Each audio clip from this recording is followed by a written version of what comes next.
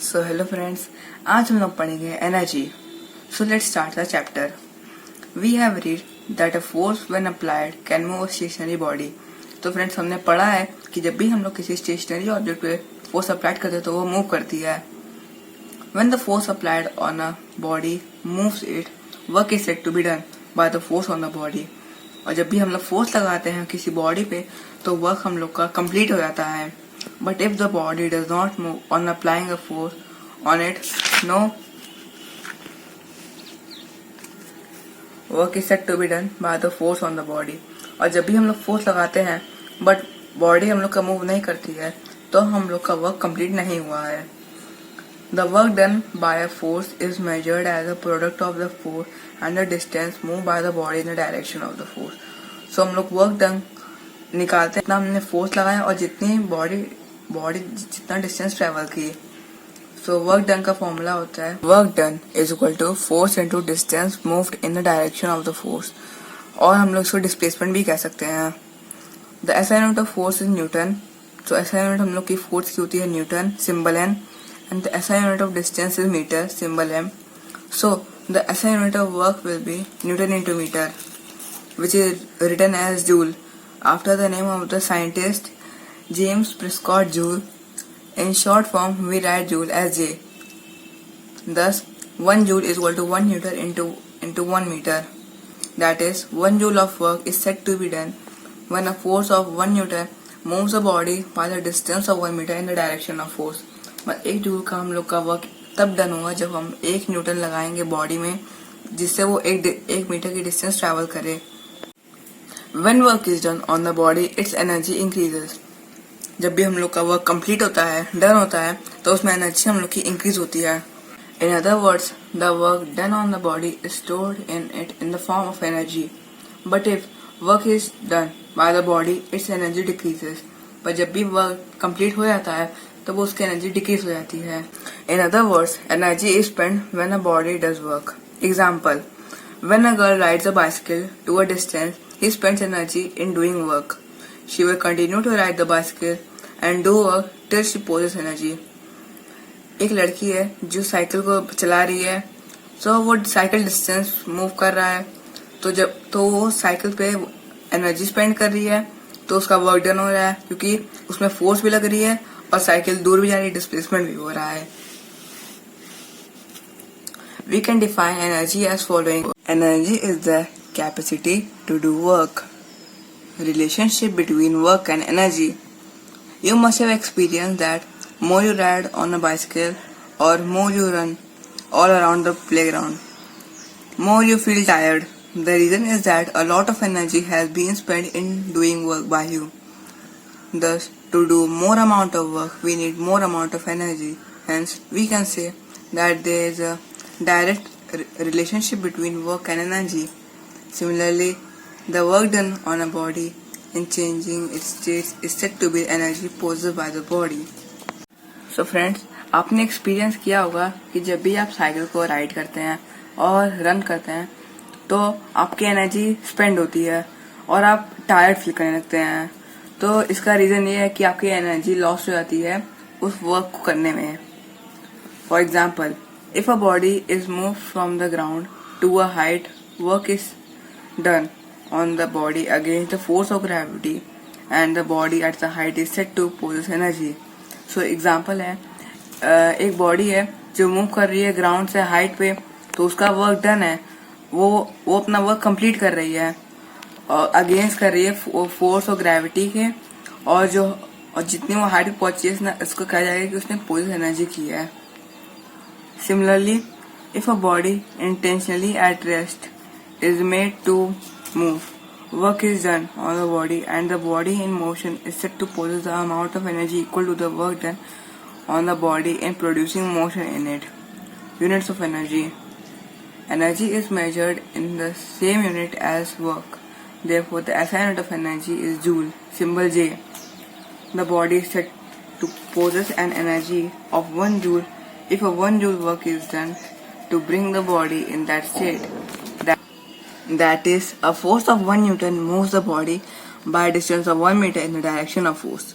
Another unit of energy is calorie, symbol Cal. where 1 calorie is equal to 4.18 joule nearly. So 1 calorie is equal to 4.18 joule होती है. A bigger unit of kilocalorie, symbol KCAL, where 1 kilocalorie is equal to 1000 calorie. Different forms of energy. In nature, we find energy in various forms such as first mechanical energy, second heat energy, third light energy, fourth chemical energy, fifth sound energy, sixth magnetic energy, seventh electrical energy, and eighth atomic energy or nuclear energy. They are briefly described below. First, mechanical energy. The energy possessed by a body due to its states of rest or state of motion is called mechanical energy. जो energy जो किसी body से निकलती है state of rest में और state of motion में, उसको हम लोग मैकेनिकल एनर्जी कहते हैं. Mechanical energy are found in two forms, namely potential energy and kinetic energy. Mechanical energy two forms में पाई जाती है, पोटेंशियल एनर्जी और kinetic energy. The total mechanical energy of a body is the sum of potential and kinetic energies. So total mechanical energy होती है sum of potential energy plus kinetic energy. A car in motion and an arrow on stretching bow all have mechanical energy.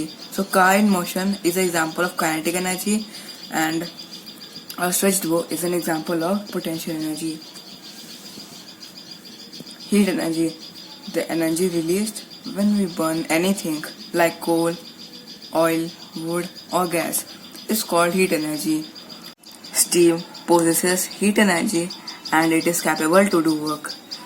It is a common experience that if we heat some water in a kettle with a lid on it, we notice that as the water begins to boil, the steam makes the lid to lift up. So आपने experience किया ही होगा कि जब भी आप water को heat करते हैं और जब बॉयल करते हैं तो जो स्टीम होती है वो लिड को ऊपर थोड़ा उठाती है. This is actually the heat energy of the steam which moves the lids up. James Watt in the year 1765 invented the steam engine in which the heat energy of steam was used to do work, that is to drive a train. So James Watt 1765 में उन्होंने steam engine का invention किया था जिसके लिए train को drive करने के लिए उन्होंने इन्वेंशन किया था. Light energy. Light is a form of energy in the presence of which other objects are seen. We do not feel light energy because ordinary light does not move the object around us. So हम लोग light को नहीं देख सकते और feel नहीं कर सकते बिकॉज जो ऑर्डिनरी लाइट होती है वो ऑब्जेक्ट को मूव नहीं करती. But a strong beam of light can move small participles like electron. But a strong beam of light can move small particles like electron. पर जो स्ट्रॉन्ग बीम ऑफ लाइट होती है वो इलेक्ट्रॉन्स को move कर सकती है. We have read in classics that light travels in a straight line and casts shadow of an opaque object. So हमने क्लासिक्स में पढ़ा था कि ना लाइट स्ट्रेट लाइन में ट्रैवल करती है और वो शैडो बनाती है ओपेक ऑब्जेक्ट पे. The plants convert light energy into chemical energy, food, by the process of photosynthesis. For chemical energy, the energy possessed by fuels such as coal, oil, gas, etc. is called chemical energy. जो energy जो fuels है जैसे कोल, oil, gas से निकलती है उससे हम लोग केमिकल एनर्जी कहते हैं. The chemical energy of petrol और diesel is capable to move a car और अ ट्रक. सो हमारी जो केमिकल एनर्जी होती है जो पेट्रोल और डीजल में होती है वो कार और ट्रक को मूव करती है. The food that we eat possesses chemical energy and makes us to do work. The food that we eat possesses chemical energy and makes us to do work. तो जब हम लोग खाना खाते हैं तो वो भी केमिकल एनर्जी में चेंज होता है जिससे हम लोग को एनर्जी मिलती है और हम लोग वर्क करते हैं. Fifth, sound energy. A vibrating body possesses sound energy. जो भी चीज वाइब्रेट करती है तो वो साउंड प्रोड्यूस करती है. When sound produce by vibrating body reaches our ear membrane it begins to vibrate and we hear the sound of the vibrating body. और जब भी साउंड जो प्रोड्यूस होता है वाइब्रेटिंग बॉडी से जब हमारे ईयर मेम्ब्रेन में आता है तो जब वो वाइब्रेट करता है तो हम लोग को साउंड सुनाई देती है. We can hear sound when the number of vibrations per second are in the range of 20 to 20,000 hertz. So हम लोग 20 to 20,000 हर्ट्ज के बीच में साउंड सुन सकते हैं। 20 हर्ट्ज से नीचे हम लोग नहीं सुन सकते और 20,000 हर्ट्ज से ऊपर हम लोग नहीं सुन सकते। On the other hand some animals like bat etcetera can hear sounds of vibrations per second above 20,000। So bat होते हैं हम लोग के, वो अल्ट्रासोनिक साउंड का यूज करते हैं जो 20,000 हर्ट्ज के ऊपर रहती है। For example a tuning fork when struck gently on a rubber pad starts vibrating as shown in figure 3.4. When this vibration reaches the earth's ear of boy, he hears the sound of the fork.